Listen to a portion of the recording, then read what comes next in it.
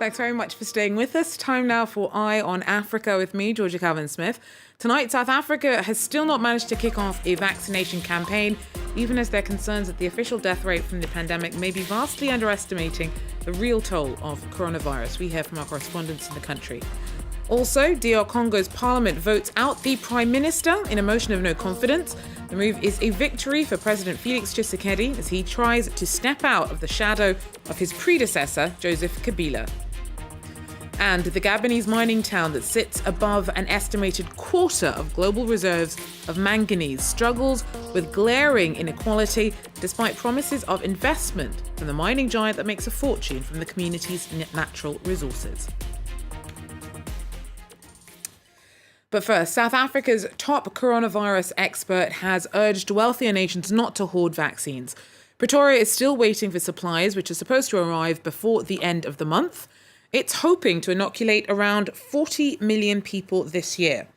On the continent, South Africa has been worst hit by the pandemic. Officially, it's seen 1.4 million COVID cases and more than 40,000 deaths. But researchers studying the country's natural mortality rate believe that the real figures could be far higher. Our team reports. This funeral parlour in Khayelitsha township has been running for more than 20 years. The COVID-19 pandemic means they are busier than ever before. So this is usually full. If you can see the rack from here to the bottom, this seats 4 coffins, and now we only have 1 left. Usually we'd, let's say, have about 4 or 5 removals per week, would then, let's say, double. Burials are now so frequent that finding the right flowers is difficult. In this market, the price of chrysanthemums has doubled. There is a shortage of flowers because Joburg market, they just let us know now there's no flowers on the market there. Officially, COVID has claimed more than 40,000 lives in South Africa, but researchers examining the country's natural mortality rate say the real tally is almost certainly more than double that. They note that the death rate in each province has spiked sharply in line with local COVID outbreaks. The timing of the increases in the different parts of the country, so the spatial and temporal correlation is just so high that we must expect that the majority of those cases, those deaths, are from COVID related. Local authorities are worried. It is unclear if the new strain discovered here, while more contagious, could be more deadly for those infected or resistant to infection. Morning. That's too close. No, they will know whether when they get the PCR, which is the swab test results, whether it is the variant or it's another, because the symptoms, according to the researchers, is still the same, and they're still studying whether it does cause much death or more of the sickness. Despite the uncertainty, many still feel the vaccine cannot come soon enough. Congolese lawmakers have approved a motion of no confidence in the Prime Minister and his government. Sylvestre Ilunga now has 24 hours to tender his resignation. His exit marks a major shift in Congolese politics as President Felix Tshisekedi tries to free himself from the influence of Joseph Kabila, his still powerful predecessor. Clément Bonneau has the details. There was very little doubt that this vote would pass after 301 out of 500 MPs filed a motion of no confidence in the Prime Minister and his government last Friday. MPs argue that Sylvestre Ilunga has failed to bring peace to the east of the country, fight rampant corruption and strengthen DR Congo's battered economy. It is on these grounds that 367 MPs voted to oust him this Wednesday, and among them hundreds of lawmakers from the FCC, the political movement of the former President Joseph Kabila, MPs who have switched allegiance to President Felix Tshisekedi in recent weeks. The next steps, of course, will be crucial. The Prime Minister has 24 hours to tender his resignation.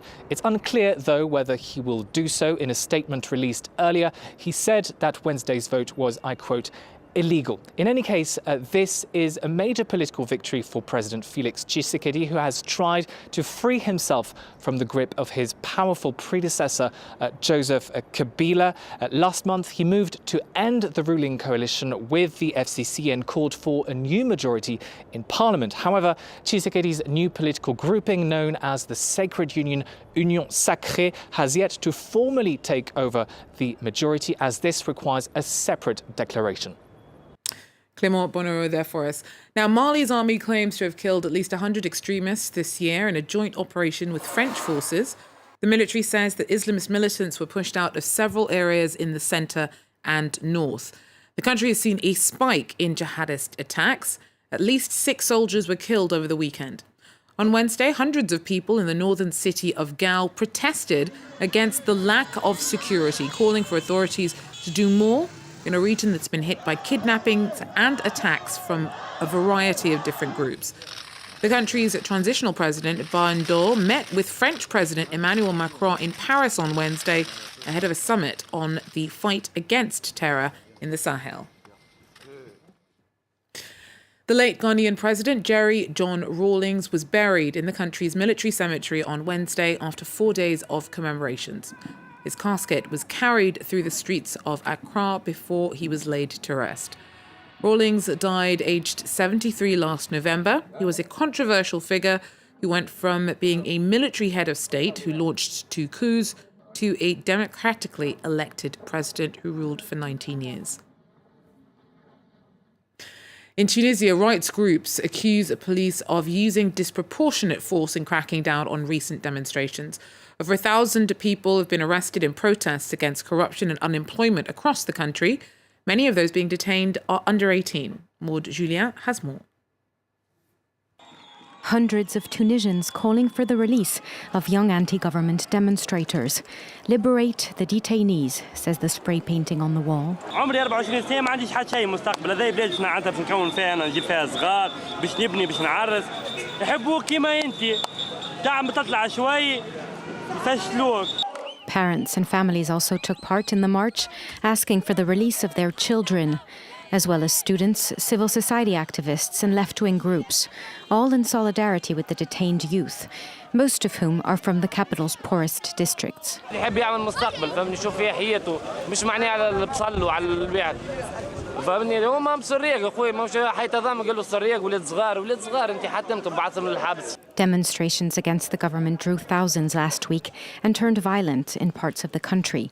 The authorities, who fear a repeat of the protests that led to the ousting of President Ben Ali 10 years ago, deployed military units in the capital to quell the unrest. Last week, the country's prime minister addressed the demonstrators and told them their anger was legitimate and that their voices were heard. The mining town that sits above an estimated quarter of global reserves of valuable manganese struggles with glaring inequality. Whilst the mining giant Comilog that operates the site has brought vast wealth to a few, most residents in Moanda face poverty and a lack of infrastructure, despite promises of investment. Norbert Stecker has the story. Verdant hills dotted with villas, gyms, swimming pools and cinemas overlook the Gabonese city of Moanda. This gated community hosts around 200 people working for mining company Comilog.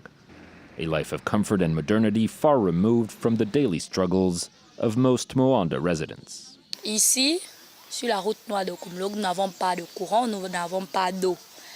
Nous n'avons pas de pompe publique. The Gabonese subsidiary of French mining giant Eramet, Comilog has been exploiting manganese in the region for nearly 6 decades. Decades during which Moanda grew from a village of 500 residents to a city of 60,000 today. But the boom has left infrastructure lagging behind and further deepened inequalities between locals and Comilog employees. Comilog a les moyens. Alors, qu'ils mettent les moyens en contribution de manière à ce que tout marche bien pour les populations et pour la ville. Faced with mounting criticism, Comilog has over the past 2 years invested some 35 million euros to upgrade the city's infrastructure. A social responsibility plan that's beginning to bear fruit, but which local authorities say doesn't go far enough. Ce qui a été fait est bien, mais il reste encore beaucoup à faire. Ça veut dire qu'il y a encore des quartiers qui sont assez sous-intégrés, des routes secondaires qui sont dans un état lamentable, la comilog le sait. Since 2018, Gabon has seen no fewer than 10 ministerial reshuffles.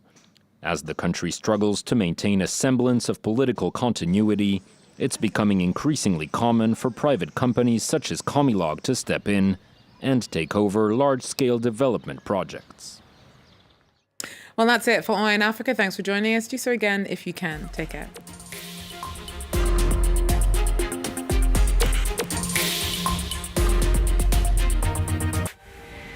Reporters, exclusive insights, the stories that matter, real people all around the world. France 24's international correspondents witness the news as it happens, where it happens, and they bring it to you. Join me every week for a new edition of Reporters on France 24 and France24.com. Every week, France 24's correspondents around the globe file reports from the field. From the numerous impacts of the pandemic to the realities of climate change, get the very best of their work in one show. Correspondents on France 24 and France24.com.